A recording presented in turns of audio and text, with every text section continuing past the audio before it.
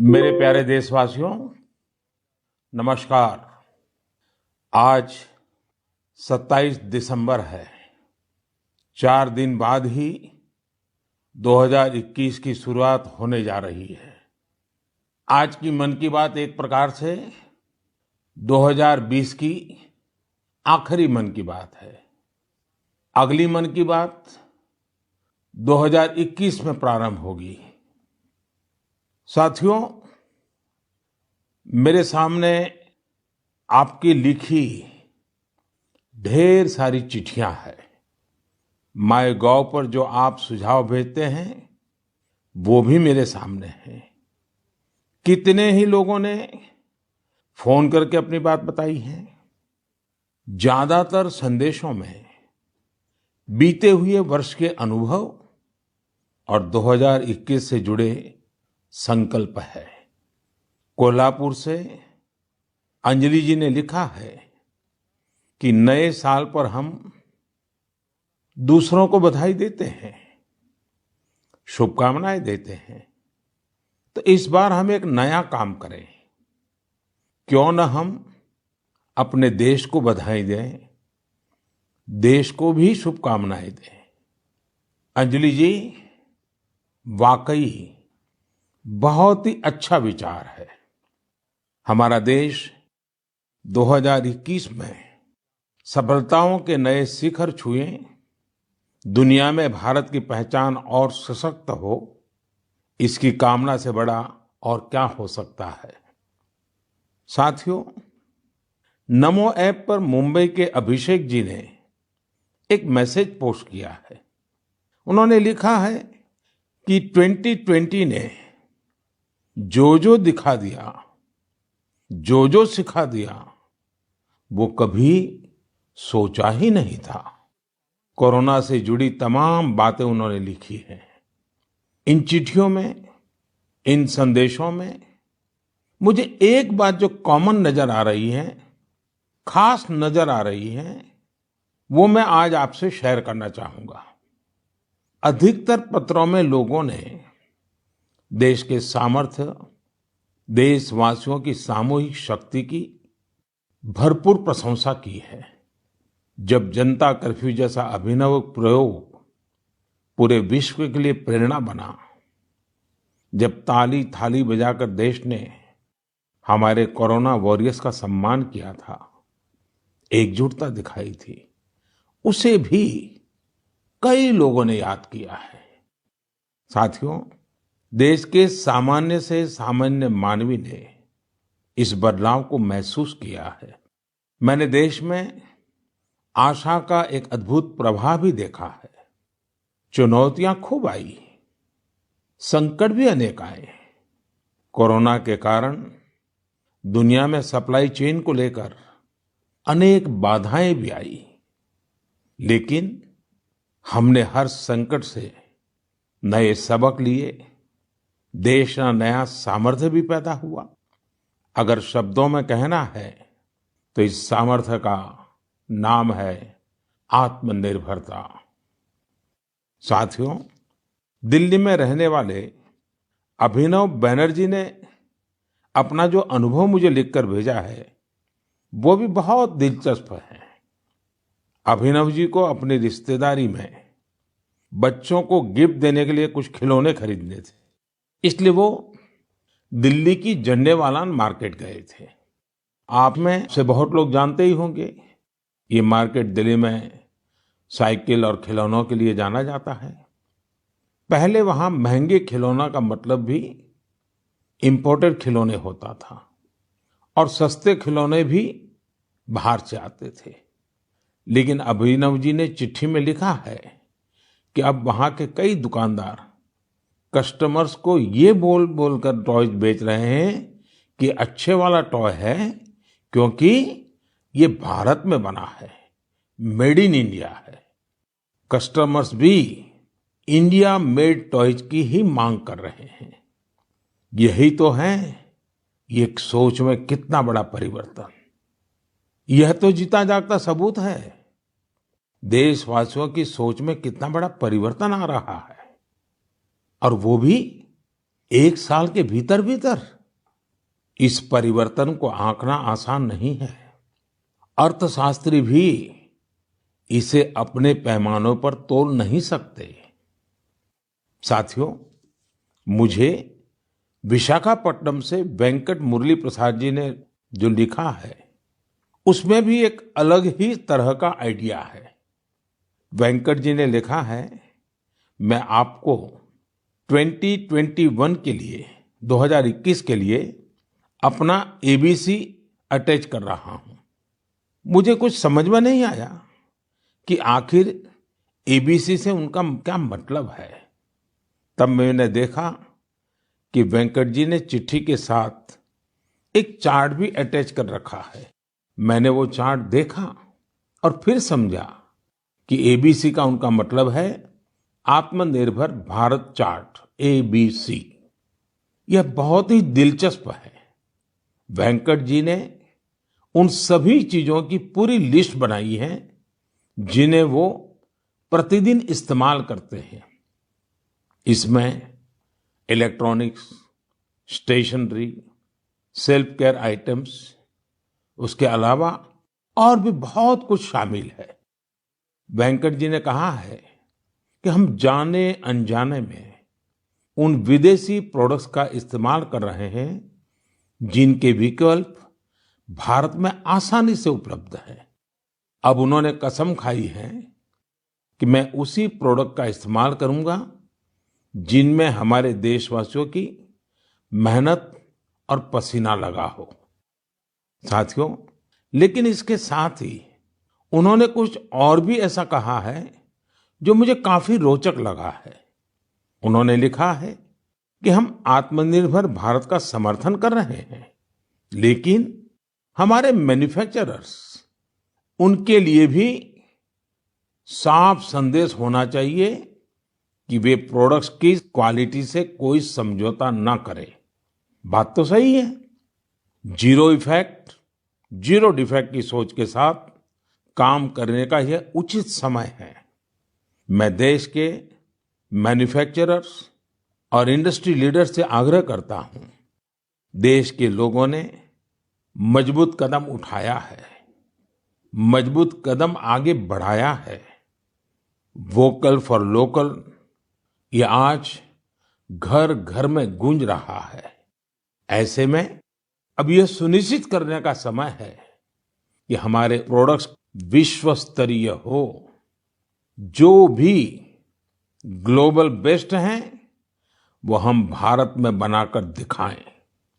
इसके लिए हमारे उद्यमी साथियों को आगे आना है, स्टार्टअप्स को भी आगे आना है। एक बार फिर मैं वेंकट जी को उनके बेहतरीन प्रयास के लिए बधाई देता हूं। साथियों, हमें इस भावना को बनाए रखना है, बचाए रखना है और बढ़ाते ही रहना है।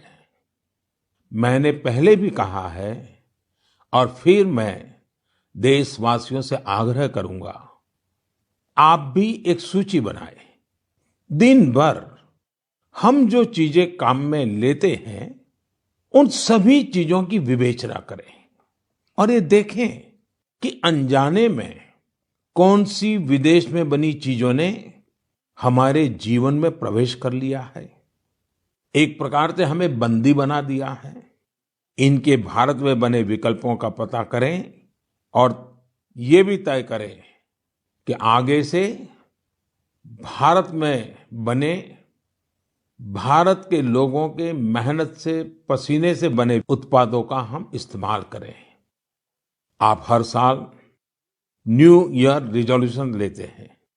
इस बार एक रिजोल्यूशन अपने देश के लिए भी जरूर लेना है। मेरे प्यारे देशवासियों, हमारे देश में आतताइयों से, अत्याचारियों से, देश की हजारों साल पुरानी संस्कृति, सभ्यता, हमारे रीति रिवाज को बचाने के लिए कितने बड़े बलिदान दिए गए हैं। आज उन्हें याद करने का भी दिन है। आज के ही दिन गुरु गोविंद सिंह जी के पुत्रों साहिबजादे जोरावर सिंह और फतेह सिंह को दीवार में जिंदा चुनवा दिया गया था। अत्याचारी चाहते थे कि साहिबजादे अपनी आस्था छोड़ दे, महान गुरु परंपरा की सीख छोड़ दे, लेकिन हमारे साहिबजादों ने इतनी कम उम्र में भी गजब का साहस दिखाया, इच्छा शक्ति दिखाई। दीवार में चुने जाते समय पत्थर लगते रहे, दीवार ऊंची होती रही, मौत सामने मंडरा रही थी, लेकिन फिर भी वो टस से मस नहीं हुए। आज ही के दिन गुरु गोविंद सिंह जी की माता जी, माता गुजरी ने भी शहादत दी थी। करीब एक सप्ताह पहले श्री गुरु तेग बहादुर जी की भी शहादत का दिन था। मुझे यहाँ दिल्ली के गुरुद्वारा रकाबगंज जाकर गुरु तेग बहादुर जी को श्रद्धा सुमन अर्पित करने का, मत्था टेकने का अवसर मिला। इसी महीने श्री गुरु गोविंद सिंह जी से प्रेरित अनेक लोग जमीन पर सोते हैं। लोग श्री गुरु गोविंद सिंह जी के परिवार के लोगों के द्वारा दी गई शहादत को बड़ी भावपूर्ण अवस्था में याद करते हैं। इस शहादत ने संपूर्ण मानवता को, देश को नई सीख दी। इस शहादत ने हमारी सभ्यता को सुरक्षित रखने का महान कार्य किया। हम सब इस शहादत के कर्जदार हैं। एक बार फिर मैं श्री गुरु तेग बहादुर जी, माता गुजरी जी, गुरु गोविंद सिंह जी और चारों साहिबजादों की शहादत को नमन करता हूं। ऐसे ही अनेकों शहादतों ने भारत के आज के स्वरूप को बचाए रखा है, बनाए रखा है। मेरे प्यारे देशवासियों, अब मैं एक ऐसी बात बताने जा रहा हूं जिससे आपको आनंद भी आएगा और गर्व भी होगा। भारत में लेपर्ड्स यानी तेंदुओं की संख्या में 2014 से 2018 के बीच 60% से अधिक की बढ़ोतरी हुई है। 2014 में देश में लेपर्ड्स की संख्या लगभग 7,900 थी। वहीं 2019 में इनकी संख्या बढ़कर 12,852 हो गई। ये वही लेपर्ड्स हैं जिनके बारे में जिम कॉर्बेट ने कहा था, जिन लोगों ने लेपर्ड्स को प्रकृति में स्वच्छंद रूप से घूमते नहीं देखा, वो उसकी खूबसूरती की कल्पना ही नहीं कर सकते। उसके रंगों की सुंदरता और उसकी चाल की मोहकता का अंदाज नहीं लगा सकते।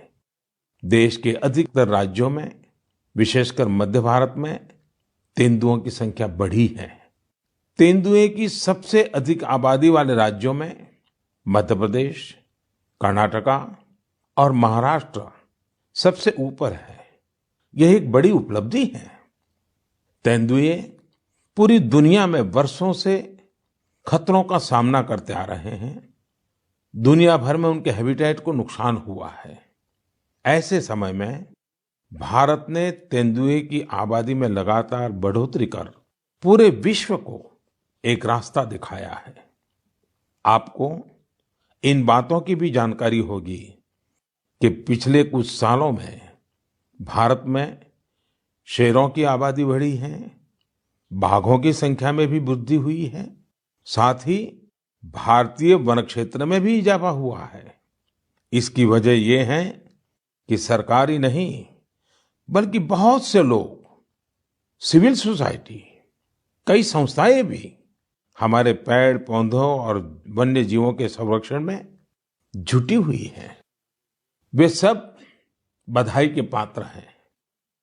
साथियों, मैंने तमिलनाडु के कोयम्बटूर में एक हृदयस्पर्शी प्रयास के बारे में पढ़ा।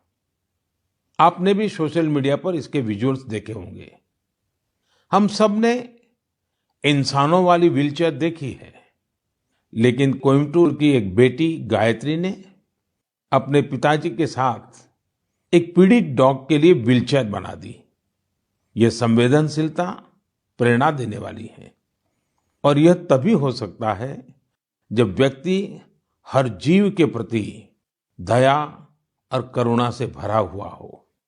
दिल्ली एनसीआर और देश के दूसरों शहरों में ठिठुरती ठंड के बीच बेघर पशुओं की देखभाल के लिए कई लोग बहुत कुछ कर रहे हैं।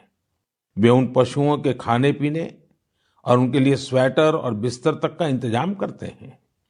कुछ लोग तो ऐसे हैं जो रोजाना सैकड़ों की संख्या में ऐसे पशुओं के लिए भोजन का इंतजाम करते हैं।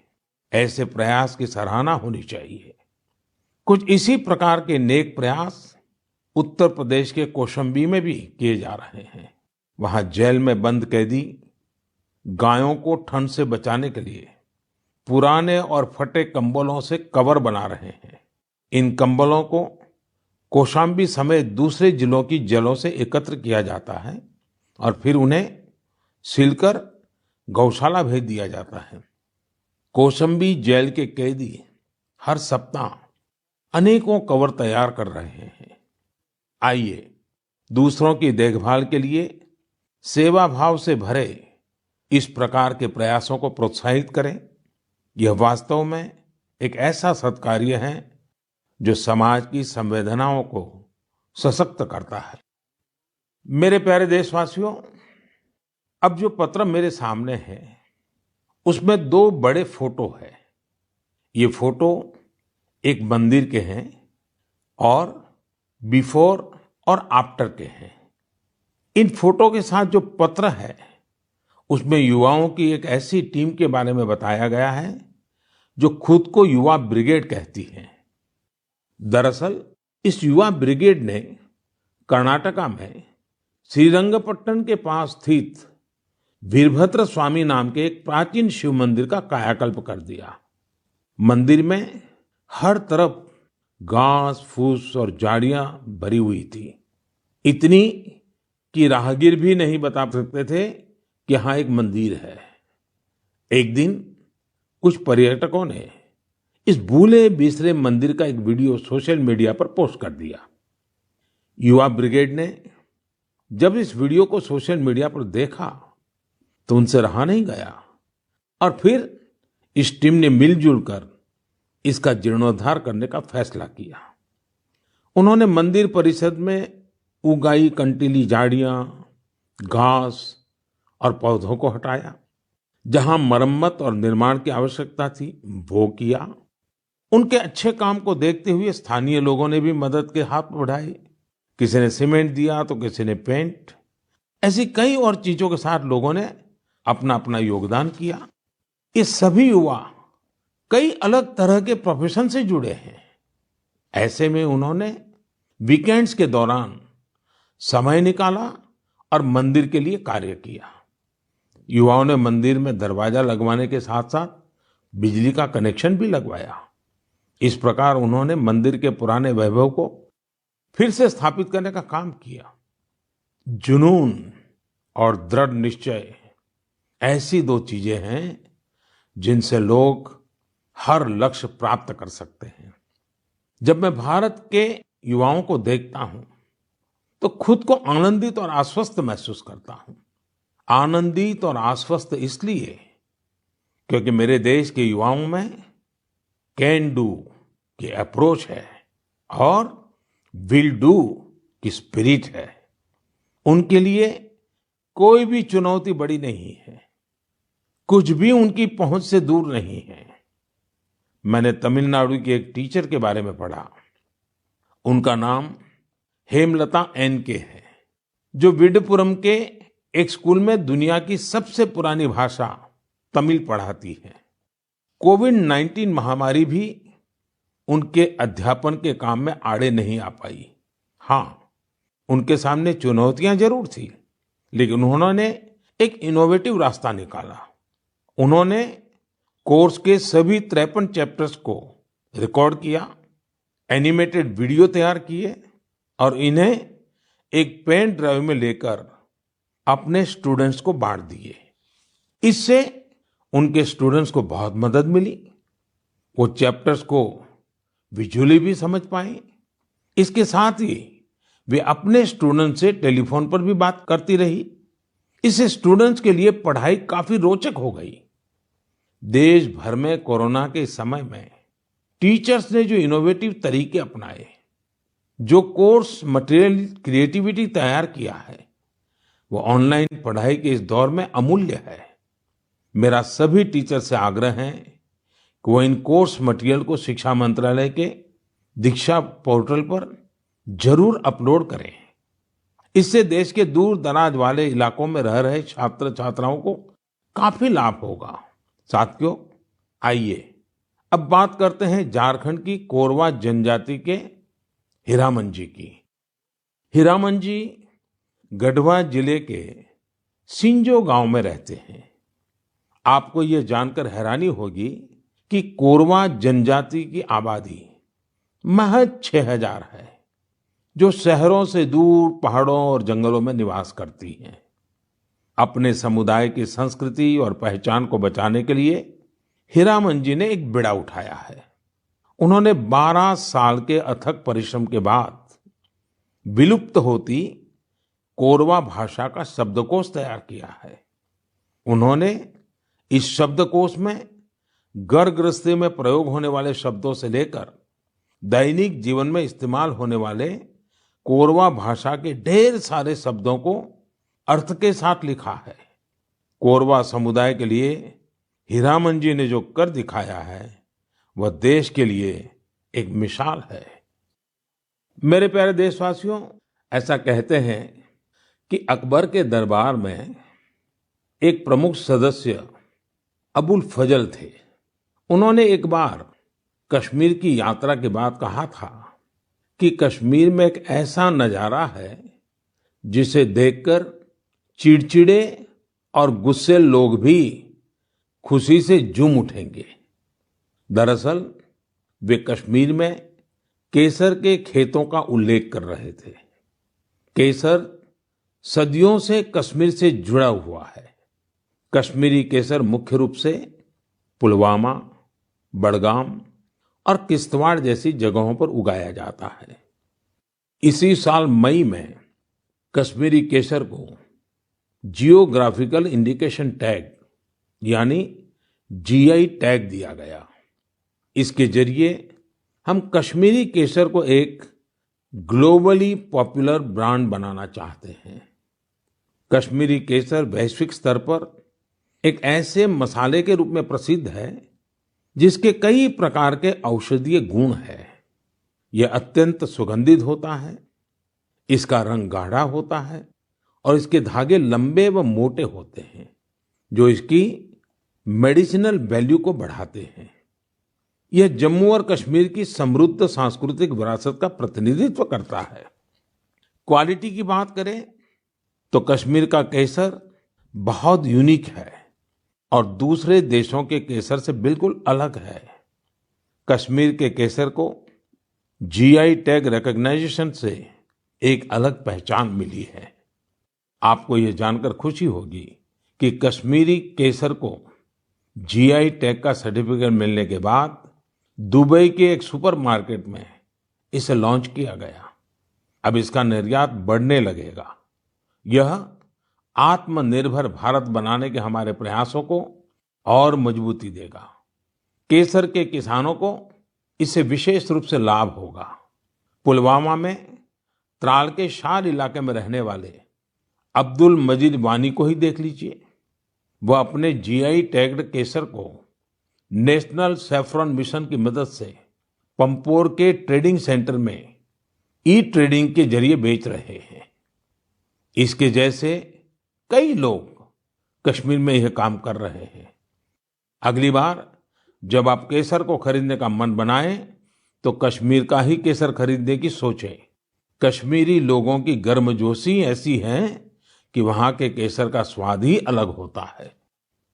मेरे प्यारे देशवासियों, अभी 2 दिन पहले ही गीता जयंती थी।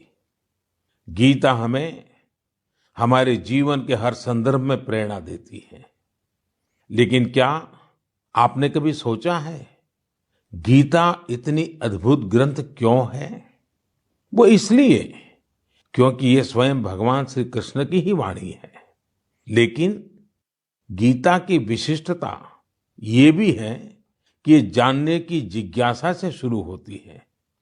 प्रश्न से शुरू होती है। अर्जुन ने भगवान से प्रश्न किया, जिज्ञासा की, तभी तो गीता का ज्ञान संसार को मिला।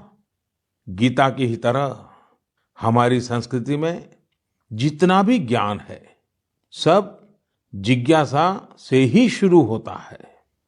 वेदांत का तो पहला मंत्र ही है, अथातो ब्रह्म जिज्ञासा, अर्थात आओ हम ब्रह्म की जिज्ञासा करें।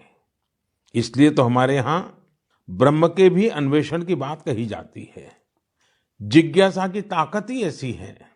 जिज्ञासा आपको लगातार नए के लिए प्रेरित करती है। बचपन में हम इसलिए तो सीखते हैं क्योंकि हमारे अंदर जिज्ञासा होती है। यानी जब तक जिज्ञासा है तब तक जीवन है। जब तक जिज्ञासा है तब तक नया सीखने का क्रम जारी है। इसमें कोई उम्र, कोई परिस्थिति मायने ही नहीं रखती। जिज्ञासा की ऐसी ही ऊर्जा का एक उदाहरण मुझे पता चला तमिलनाडु के बुजुर्ग श्री टी श्रीनिवासाचार्य स्वामी जी के बारे में। श्री टी श्रीनिवासाचार्य स्वामी जी 92 साल के हैं, 92 इयर्स। वो इस उम्र में भी कंप्यूटर पर अपनी किताब लिख रहे हैं, वो भी खुद ही टाइप करके। आप सोच रहे होंगे कि किताब लिखना तो ठीक है, लेकिन श्रीनिवासाचार्य जी के समय पर तो कंप्यूटर रहा ही नहीं होगा। फिर उन्होंने कंप्यूटर कब सीखा? ये बात सही है कि उनके कॉलेज के समय में कंप्यूटर नहीं था, लेकिन उनके मन में जिज्ञासा और आत्मविश्वास अभी भी उतना ही है जितना अपनी युवावस्था में था। दरअसल श्रीनिवासाचार्य स्वामी जी संस्कृत और तमिल के विद्वान हैं। वो अब तक करीब 16 आध्यात्मिक ग्रंथ भी लिख चुके हैं। लेकिन कंप्यूटर आने के बाद उन्हें जब लगा कि अब तो किताब लिखने और प्रिंट होने का तरीका बदल गया है, तो उन्होंने 86 साल की उम्र में, 86 की उम्र में कंप्यूटर सीखा, अपने लिए जरूरी सॉफ्टवेयर सीखे। अब वो अपनी किताब पूरी कर रहे हैं। साथियों, श्री टी श्रीनिवासाचार्य स्वामी जी का जीवन इस बात का प्रत्यक्ष प्रमाण है कि जीवन तब तक ऊर्जा से भरा रहता है जब तक जीवन में जिज्ञासा नहीं मरती है, सीखने की चाह नहीं मरती है। इसलिए हमें कभी ये नहीं सोचना चाहिए कि हम पिछड़ गए, हम चूक गए, काश हम भी ये सीख लेते। हमें ये भी नहीं सोचना चाहिए कि हम नहीं सीख सकते या आगे नहीं बढ़ सकते। मेरे प्यारे देशवासियों, अभी हम जिज्ञासा से कुछ नया सीखने और करने की बात कर रहे थे। नए साल पर नए संकल्पों की भी बात कर रहे थे। लेकिन कुछ लोग ऐसे भी होते हैं जो लगातार कुछ न कुछ नया करते रहते हैं, नए नए संकल्पों को सिद्ध करते रहते हैं। आपने भी अपने जीवन में महसूस किया होगा, जब हम समाज के लिए कुछ करते हैं तो बहुत कुछ करने की ऊर्जा समाज हमें खुद ही देता है। सामान्य सी लगने वाली प्रेरणाओं से बहुत बड़े काम भी हो जाते हैं। ऐसे ही एक युवा है श्रीमान प्रदीप सांगवान। गुरुग्राम के प्रदीप सांगवान 2016 से हीलिंग हिमालय नाम से अभियान चला रहे हैं। वो अपनी टीम और वॉलंटियर्स के साथ हिमालय के अलग अलग इलाकों में जाते हैं और जो प्लास्टिक कचरा टूरिस्ट वहां छोड़कर आते हैं वो साफ करते हैं। प्रदीप जी अब तक हिमालय की अलग अलग टूरिस्ट लोकेशन से टनों प्लास्टिक साफ कर चुके हैं। इसी तरह कर्नाटका के एक युवा दंपति है, अनुदीप और मिनुषा। अनुदीप और मिनुषा ने अभी पिछले महीने नवंबर में ही शादी की है। शादी के बाद बहुत से युवा घूमने फिरने जाते हैं, लेकिन इन दोनों ने कुछ अलग किया। ये दोनों हमेशा देखते थे कि लोग अपने घर से बाहर घूमने तो जाते हैं, लेकिन जहां जाते हैं वहीं ढेर सारा कूड़ा कचरा छोड़कर आ जाते हैं। कर्नाटका के सोमेश्वर बीच पर भी यही स्थिति थी। अनुदीप और मिनूषा ने तय किया कि वो सोमेश्वर बीच पर लोग जो कचरा छोड़कर गए हैं उसे साफ करेंगे। दोनों पति पत्नी ने शादी के बाद अपना पहला संकल्प यही लिया। दोनों ने मिलकर समंदर तट का काफी कचरा साफ कर डाला। अनुदीप ने अपने इस संकल्प के बारे में सोशल मीडिया पर भी शेयर किया। फिर क्या था, उनकी इतनी शानदार सोच से प्रभावित होकर ढेर सारे युवा उनके साथ आकर जुड़ गए। आप जानकर हैरान रह जाएंगे, इन लोगों ने मिलकर सोमेश्वर बीच से 800 किलो से ज्यादा कचरा साफ किया है। साथियों, इन प्रयासों के बीच हमें ये भी सोचना है कि ये कचरा इन बीचीज पर, इन पहाड़ों पर पहुंचता कैसे है। आखिर हम में से ही कोई लोग ये कचरा वहां छोड़कर आते हैं। हमें प्रदीप और अनुदीप मिनूषा की तरह सफाई अभियान चलाना चाहिए, लेकिन उससे भी पहले हमें ये संकल्प भी लेना चाहिए कि हम कचरा फैलाएंगे ही नहीं। आखिर स्वच्छ भारत अभियान का भी तो पहला संकल्प यही है। हाँ, एक और बात मैं आपको याद दिलाना चाहता हूँ। कोरोना की वजह से इस साल इसकी चर्चा उतनी हो नहीं पाई है। हमें देश को सिंगल यूज प्लास्टिक से मुक्त करना ही है। ये भी 2021 के संकल्पों में से एक है। आखिर में मैं आपको नए वर्ष के लिए बहुत बहुत शुभकामनाएं देता हूं। आप खुद स्वस्थ रहिए, अपने परिवार को स्वस्थ रखिए। अगले वर्ष जनवरी में नए विषयों पर मन की बात होगी। बहुत बहुत धन्यवाद।